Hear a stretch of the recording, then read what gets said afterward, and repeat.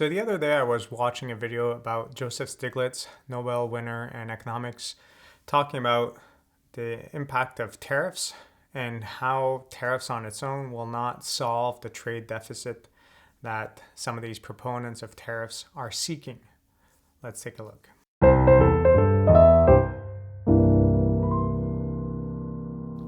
So if you take a macroeconomics course, you're going to see that net exports is equal to net capital outflow. And that's to balance things out.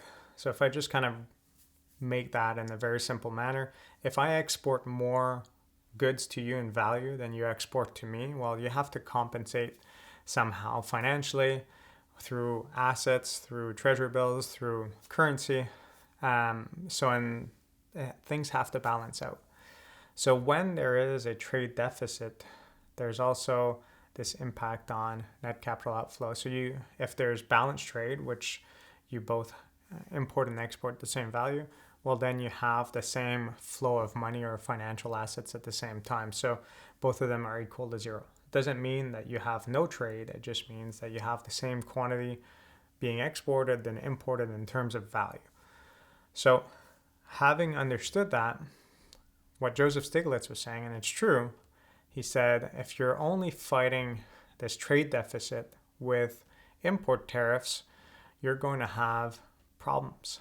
And one of those problems is there's countermeasures that come into place that will have an impact. Although you might try to import less with these import tariffs, you're likely going to export less if this other country adopts import measures. And in any case, things have to balance out on the financial side of things.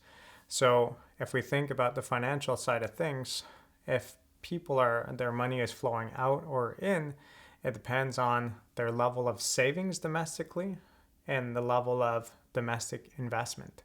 So let's say a country saves a lot of money, and savings is a mixture of private saving and public saving. So savings by individuals like you and me and savings by the government, that combination, if it's equal to how much money is spent, that is borrowed within a country, well, then you have savings is equal to investment. So therefore, there's no money flowing out. In that case, you would have no net capital outflow and you would have no trade deficit or trade surplus. You'd have balanced trade.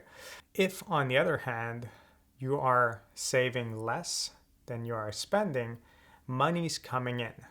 And if money's coming in, well, then you will have a trade deficit at the same time. And in that situation, if you have even less savings, all of a sudden, people are spending more or the government is saving less, you're going to make that trade deficit even greater. So in the case of the States, if they're using import tariffs to then do a tax cut, and that tax cut by the government, assuming nothing else changes, obviously other things can change, but assuming nothing else changes, well, when you introduce a tax cut by the government, it means that if their spending's the same as before and they're cutting their revenues, well, it means that if they're running a deficit, they'll run a greater deficit. And in that situation, that would mean that you're going to have even less savings. So there'll have to be more money flowing in. And because of that, you're going to have an even greater trade deficit. As he mentioned, if you want to fight these trade deficits, you have to fight that imbalance. It's just different things to consider here, but you want to look at what's going on in terms of savings. If you could promote more savings domestically, then that's going to lead to less of that imbalance. Or if you do other measures that kind of prevents foreigners from saving or whatever, it could be another way.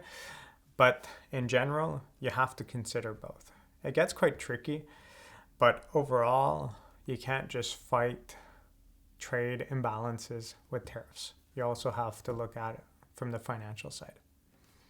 Hope that makes sense to you. I'll catch you in the next one. If you found this video interesting, please consider subscribing or joining my class where I guide you to apply and expand on the information found in these videos to real-life examples. Have a good day.